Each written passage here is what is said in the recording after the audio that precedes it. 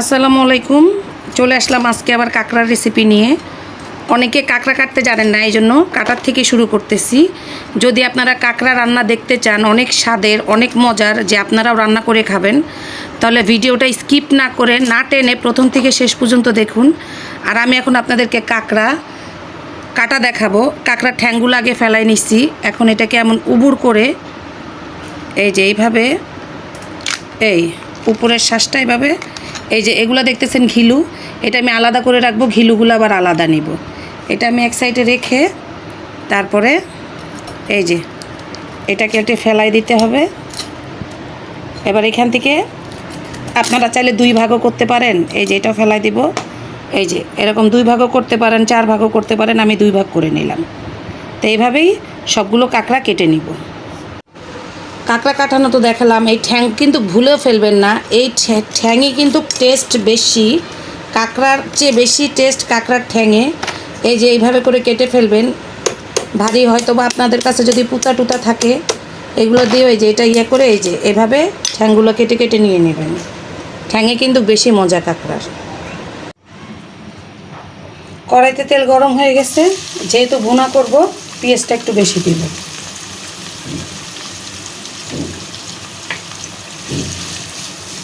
নাড়াচাড়া দিয়ে পেঁয়াজটা একটু ভাজা ভাজা হবে। পেঁয়াজটা ভাজা হয়ে গেছে, দিয়ে দিব আদা,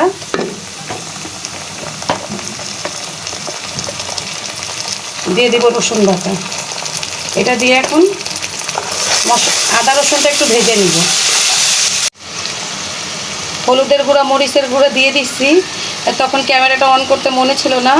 আপনারা যতটুকু ঝাল অনুযায়ী অতটুকু ওই রকম খাবেন, একেবারে গরুর মাংসের মতো। গরুর মাংস আমরা যেভাবে রান্না করি ঠিক সেভাবেই এটা। তো এটার মধ্যে হলুদের গুঁড়া, মরিচের গুঁড়া দিয়ে দিয়েছি। এখন মশলাটা একটু কষিয়ে নিব। মশলাটা কিন্তু কষানো হয়ে গেছে। এখন আমি কাঁকড়াগুলো এটার মধ্যে দিয়ে দিব। টেস্টি টেস্টি কাঁকড়া। যারা কাঁকড়া খাইছেন তারা জানেন যে কাঁকড়ার কী স্বাদ, কী পরিমাণের টেস্ট। এখন আমি এটার মধ্যে অ্যাড করে দিব ঘিলু। ঘিলুটুকু আলাদা করে রেখেছিলাম, ঘিলু দিব। এখন দিয়ে দিব জিরার গুঁড়া, টেলে নেওয়া জিরার গুঁড়া 2 চামচ, গরম মশলার গুঁড়া, পরিমাণ মতো লবণ দিয়ে এখন এটাকে সুন্দর করে কষিয়ে নেব। কাঁকড়াটা কিন্তু সুন্দর করে আমি কষিয়ে নিয়েছি। মধ্যে দিয়ে আমি আবার কয়বার নেড়ে টেড়ে দিয়েছি। খুব সুন্দর করে কষানো হয়ে গেছে। এখন এটার ভিতরে একটু পানি অ্যাড করে দিব, জাস্ট এটা সিদ্ধ হওয়ার জন্য। এখন ঢেকে রান্না করব। তো কাঁকড়া রান্না কমপ্লিট হয়ে গেল। দেখতেই পেলেন কিভাবে রান্নাম। হালকা একটু ঝোল রেখেছি, এই যে একদম হালকা পরিমাণে। রেসিপিটি ভালো লেগে থাকলে অবশ্যই শেয়ার করবেন। আজকের মতো আল্লাহ হাফেজ। দেখা হবে আবার আরেকটি রেসিপিতে।